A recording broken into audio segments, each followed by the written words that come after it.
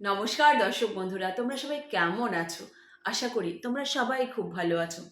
আজকে আমি তোমাদেরকে তোমরা এবং তোমাদের আগামী প্রজন্ম, 7 প্রজন্ম যাতে তোমারই বংশধাররা যাতে দুধে ভাতে থাকে, ভালো থাকে, সুখে শান্তিতে থাকে, সাফল্যমণ্ডিত থাকে, সেই নিয়ে একটি বিশেষ সামান্য টোটকা দেব।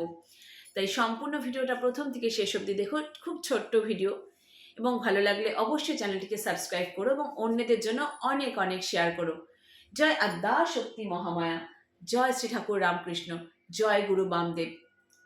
প্রতি বুধবার এমন একটি ক্রিয়া আছে, যদি তোমরা করতে পারো, শুনলে হয়তো একটু অন্যরকম লাগতে পারে, যে হয়তো এটা কোনো রকম কার্যকরী হবে না, কিন্তু না করলে কোনো কিছুরই ফল কিন্তু সম্পূর্ণ পাওয়া যায় না। তাই করে একবার অন্তত দেখতে হবে।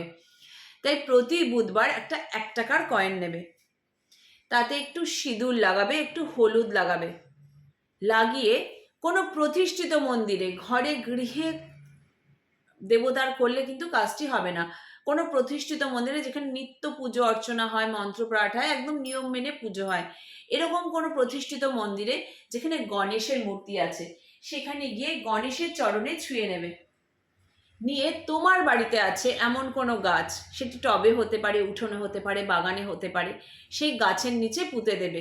প্রতি বুধবার এই ক্রিয়াটি করবে, দেখবে তুমি এবং তোমার আগামী 7 প্রজন্ম অর্থ কষ্ট ভোগ করবে না, সুখে শান্তিতে একদম সফলতায় তোমাদের দিন কাটবে এবং গৃহে অর্থের বর্ষণ হবে।